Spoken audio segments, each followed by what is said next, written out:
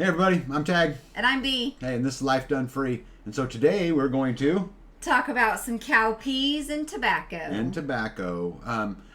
Bee had mentioned to me in, us just sitting chit-chatting that she'd like to go over every single plant she planted, why she planted it, what it's used for, some of the history of it, and maybe even some of the wild plants that go on around the farm. So, what's next? Cowpeas. Cowpeas and tobacco. And tobacco. Yeah, nice hat. Yeah, thanks. Yeah. Where'd you get it? From you. Yeah, of course. Come on. Let's go check it out, guys. First things first, I've got to run a string line so that my cowpeas are planted in a uniform line so I can tell what's what. Clearing the ground out and getting ready for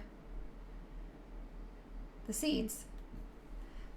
Here I tried to use the tape measure, but it was a 30-foot tape measure on a 1,000-foot dam, so I opted just to use my hori knife, and it has a measuring tool on it. So I'm planting the cowpeas, 3 different varieties, on this side of the dam, and I'm planting them in 2.5-inch spacing all the way down. Took me several hours to get it done.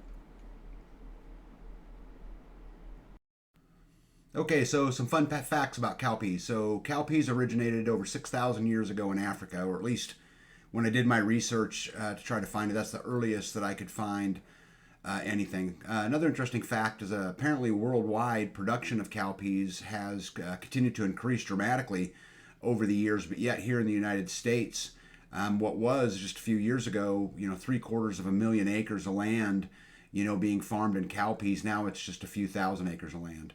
And I find that interesting. But so B, what kind of cowpeas are you growing? I am growing the hog brain, the emerald eye, the rice, and the Queen Anne. So why cowpeas? Tell us the story of why you decided to plant cowpeas. Well, we were looking for a cover crop for the dam, and I had asked Nancy at the Buffalo Seed Company what she suggested, Mm-hmm. and she said cowpeas. Yeah, well, that makes sense. They've got a tap root that can be, 95 inches long. And so that will really help the dam, from eroding. But there's got to be some other reasons, right, to grow cowpeas beyond, the tap root, right? Yeah, they're a great pollen source for the bees. Good, Oh, yeah, that's big to you. good. They help they produce a light-colored honey. The cowpeas help the bees to produce a light-colored honey. Yeah, and the lighter the honey, the more sought after it is, correct? Yes. So it's a nitrogen fixture, contains a lot of protein, right? 25% of the plant is protein, or the seed is protein. Yeah. And so... Self-pollinating. And self-pollinating. And the protein's important because we can use it as what? Food, right? Food, right. For not just us. Right. But for animals. Yep, for the animals. Chickens. Yep, specifically chickens. You can mix it into your chickens. Another really good thing is, especially because we put it on the dam, is it's really good in a lot of different soils. And our dam was built primarily out of clay, with just a little bit of topsoil on it, and so that's important. And then a couple other things that I think are important is climate's changing. Yeah. Right. Things are happening. Yes. And the plant is tolerant, right? Yes. Drought and heat tolerant. When I was doing my reading, they were talking about how cowpeas are grown, in Africa and a lot of these other places because of how tolerant they are. Right? Yeah. Well, that's why one of the things why she suggested it for us too. Yeah.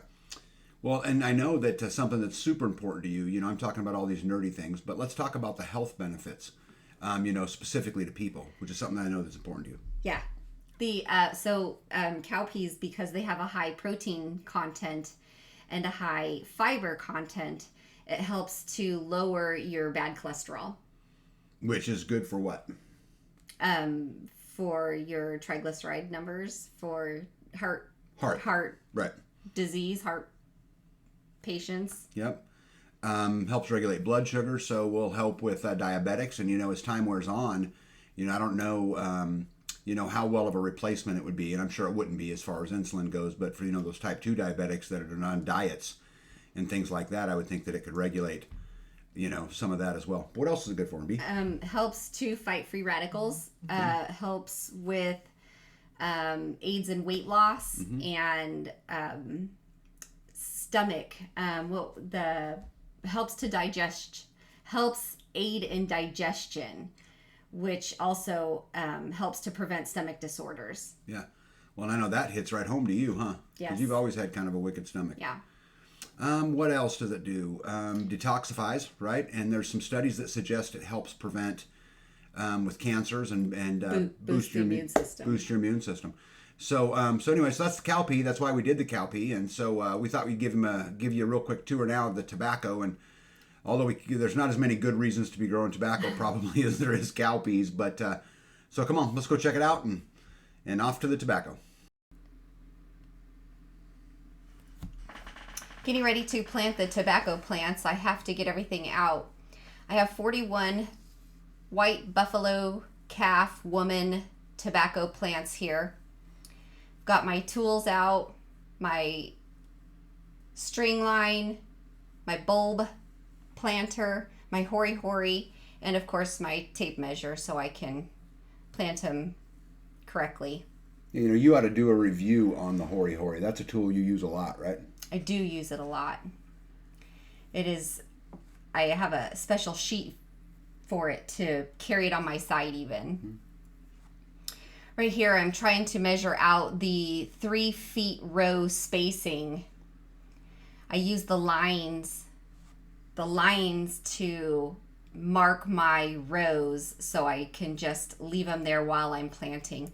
I take them up at the end after everything's planted. Yeah, where'd you get that tape measure?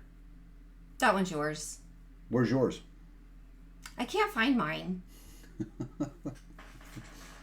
This is becoming a pattern. That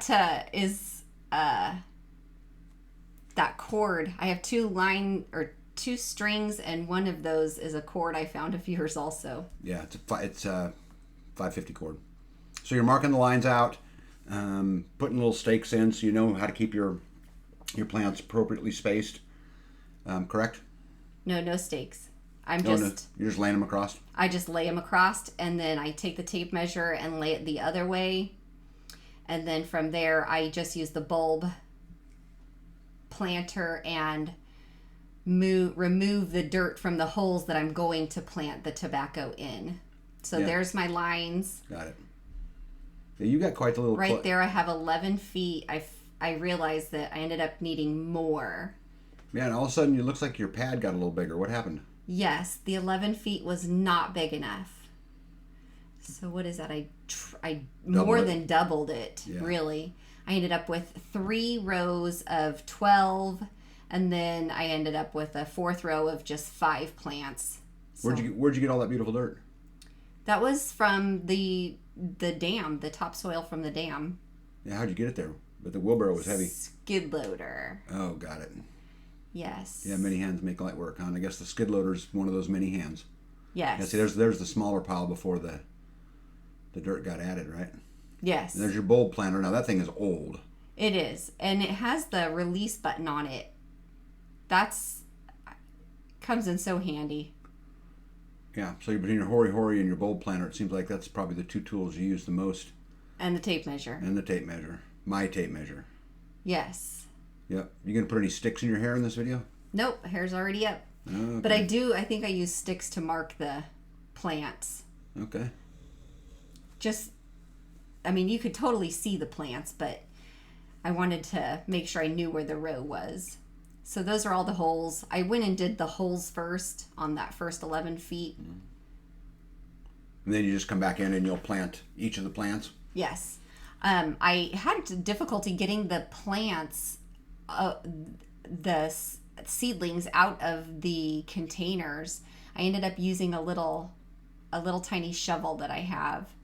So see how some of them are fairly large, but when you, like on a tomato, if you pull the shaft of the tomato plant, the root comes with it. And the tobacco, when you pulled it, it came out of the pod. So the root system on the tobacco is very shallow so far. So far. Yeah, well, I mean, maybe there's a lesson that when you're planting from seed next year to grow them in a little bigger pot, a little bigger container. I don't know what they call those things, but Like little cells. yeah, the little cells maybe grow them just a little bit bigger. Once I got into it and you had the small little tiny shovel, it was easier to get them out. So how long do you suppose it took you to plant 41 plants? Well, I had to come back after the second mound of dirt showed up. So this took me 35 minutes to get this part done. And then it took me another several hours to move the newer dirt around and get it leveled out and squared off. And then I have to do the lines and the tape measure all over again because I didn't have enough dirt. Yeah, so I think maybe in the coming days, maybe you should do a review video on your Hori Hori. I mean, as you see it right there in the video. Oh, absolutely. That thing is, 4 years old already? Yeah. Something you certainly use all the time. I never use it, but... Yes, I've even bent it once. Yeah, so right. How big will these tobacco plants get, do you know? These ones are not. These are more of a dwarf tobacco. The...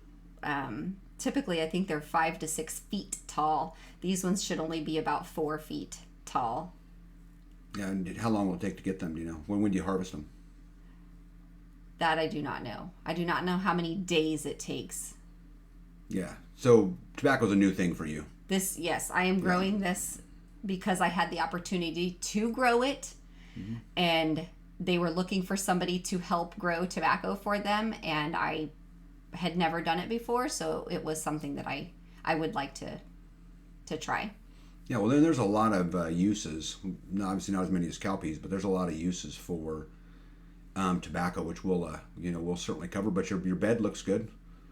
Look like you made some ground. You can totally see the differences in the two dirts. From the first pile. Yes. To the second pile. I don't know what you're talking about there, but anyway. That I had some spacing left over. I'm going to put something else in. Hey, there. Look at that. There's a whole pile of hair sticks right there to the side. I know. I'm saving those. Yeah. Yeah. Be good for your hair. Well, you think maybe we should go talk a little more about tobacco and its uses? Yeah.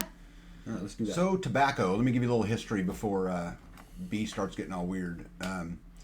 So in October the 12th, 1492, as Columbus sailed the ocean blue, Columbus was actually in the Bahamas when he landed, or at least that's what the history says happened. And he was offered a dry plant by the Native Americans, and that dry plant turned out to be tobacco. Another interesting thing I found as I was reading about this is the Native Americans originally would mix tobacco with lime and use it to whiten their teeth. Pretty cool, huh? Interesting. Yeah, so B, why'd you grow tobacco? Well, mainly because I had the opportunity to grow it. I have never grown it before. And then after I looked into it, I was able to see that you could use it for, people use it for pest control. They make like tinctures with it and spray it on their plants, some of the plants, and it helps to keep other animals away. Insects, I would assume. Insects. Yeah. Yeah, well, it can also be used as a wormer in animals as well, although we've never done that. I did hear that, though. Yeah, you can use it as a natural wormer. And so, as we mentioned with the cowpeas, there's got to be some benefits to humans, right? Yeah. Helps to keep mosquitoes away. Helps to smooth skin discomforts and hair loss, gout. Yeah. Ringworm, ulcers.